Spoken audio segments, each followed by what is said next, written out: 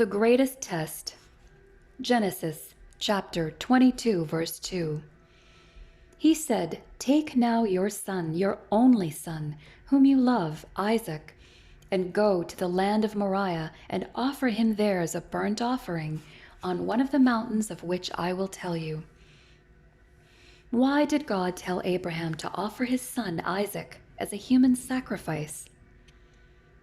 When God called Abraham, originally called Abram, out of the land of Ur, present-day Iraq, he promised Abraham that his lineage would become a great nation.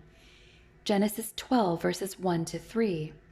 Yet, in Genesis 22:2, God commands Abraham to kill and sacrifice the son who was born to Abraham and his wife, Sarah. The pagan religions of the ancient Near East, such as those of the Canaanites and Phoenicians, practiced the ritual of child sacrifice in their worship of fertility gods. These gods were supposedly entitled to a portion of all that had been produced, whether grain, animals, or children. However, God expressly condemned and forbade child sacrifice. Read Leviticus 18:21. And anyone who practiced it was to be stoned to death. Leviticus 20, verses 2 to 5. Nevertheless, child sacrifice did occur among the Israelites in acts of disobedience and idolatry. Refer to 2 Kings 16:3.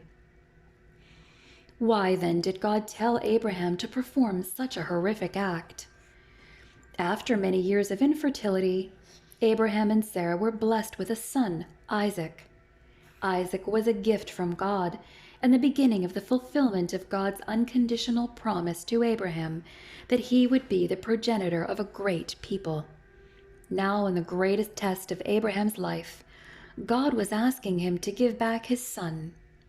God was testing Abraham, asking him to do something that defied all logic.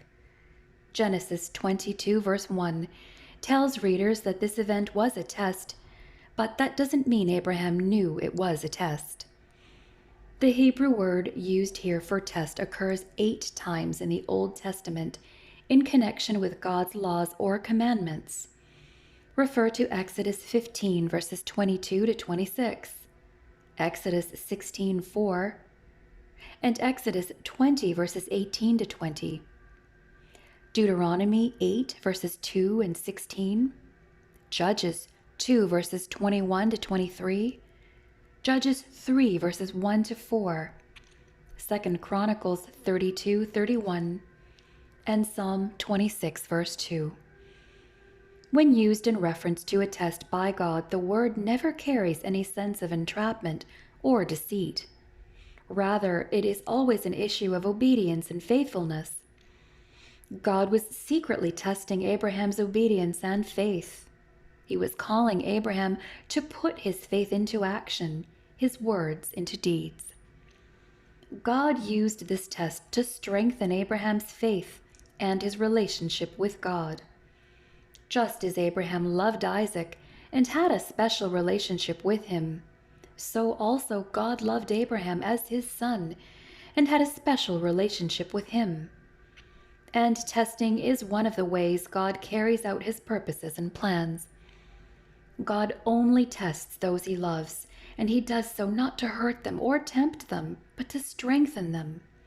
God tests us to help us, not to harm us. Abraham succeeded in this test, and God prevented Isaac's death, providing an animal sacrifice instead.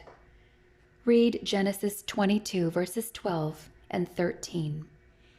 By passing the greatest test in his life, Abraham demonstrated the truth of James 1, verse 3, that the testing of your faith produces endurance.